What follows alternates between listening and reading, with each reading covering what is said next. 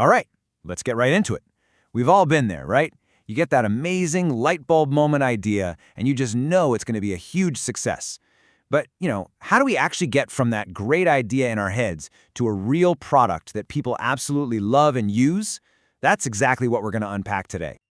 It's a tough question, and honestly, a pretty frustrating reality.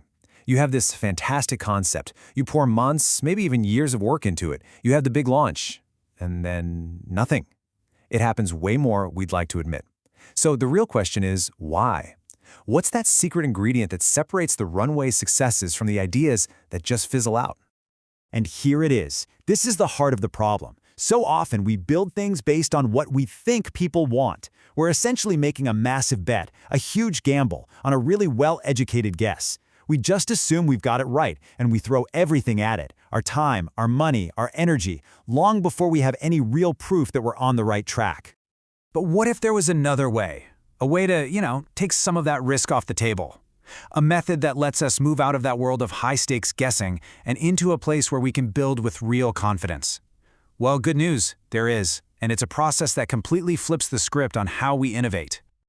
This really lays it all out, doesn't it? On one side, you've got the old way. It's like a marathon run in the dark. Super long development, one massive high-risk launch, and you only find out if you won the race at the very, very end. But the design thinking way? That's totally different. It's more like a series of short sprints with the lights on.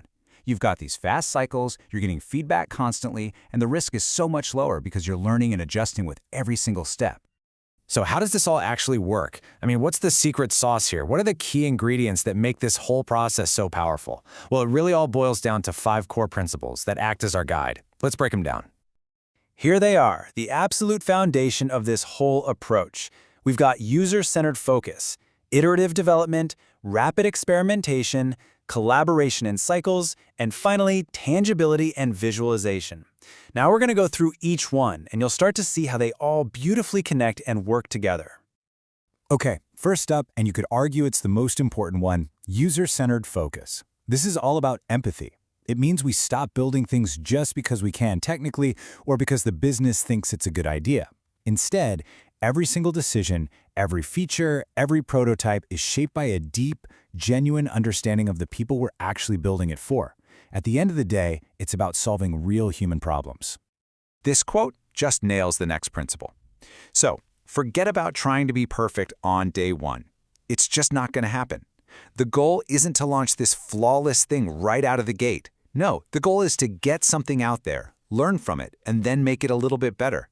Each one of these little cycles of building and testing chips away at the risk and gets you closer and closer to an amazing solution that's based on solid evidence, not just a hunch. Now, this one is all about speed. We're not talking about building the entire full-featured product here. No way. We're talking about building just enough to answer one specific question. Seriously, it could be a napkin sketch, a model made of cardboard, or a simple clickable design. The whole point is to learn as fast as you can without getting too invested in any single idea. Learn fast and keep moving. Look, true innovation almost never happens when you're working all alone in a silo. This principle is about getting different people, different minds, different perspectives all in one room. But it's not just chaos, it's a structured rhythm. You have these phases where you go really broad, generating tons of ideas. That's called divergence. And then you have phases where you get focused and make decisions. That's convergence. It's this beautiful balance that helps you get solutions that are both super creative and actually practical. And finally, we have to make our ideas real. You can talk about a concept for hours and hours, but the second you put something tangible, a physical model, a clickable app in someone's hands, the whole conversation changes. It's electric. People can actually experience it. They can react to it. Making an idea real is hands down the fastest way to find your hidden blind spots and get feedback that's actually meaningful. Okay, so we've got the principles down, but how do we actually put them into practice? Well, they all come together in this really simple, really powerful, continuous cycle of improvement. And the key word there is cycle. This isn't a straight line with a beginning and an end. It's a loop that you just keep running to make your idea better and better. This right here is the engine that drives all the progress. And it runs on 3 really simple steps. First, you build something, anything to test your idea. Step 2, you get that thing in front of real people and just watch what happens. And third, and this is the most critical part, you take what you learn from their feedback and you adapt. You make it better. Then you do it again. and again. And with every single loop, you're getting closer to a winning solution. So this all sounds pretty good in theory, right? But what does it actually mean for you, for your team, for your company? What's the actual real-world payoff for working this way? Honestly, the benefits are massive. You get to innovate with so much more confidence because you're not just guessing anymore, you're using evidence. You start to build this amazing culture where failure isn't a bad word, it's just a learning opportunity.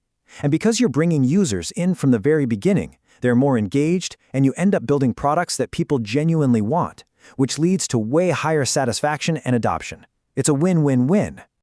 If you only take one single thing away from all of this, let it be this right here. This whole process, this entire mindset is about making one fundamental shift. It's about moving away from building things on top of high-risk assumptions and toward creating solutions built on a foundation of high-confidence evidence that comes directly from the people you're trying to help. So, I'll leave you with a final thought to chew on. Think about that project you're working on right now, or that big idea you've had sitting in the back of your mind. What is the single biggest, most important assumption you are making about it? And what's the simplest, fastest thing you could build, maybe even today, to find out if that assumption is actually true?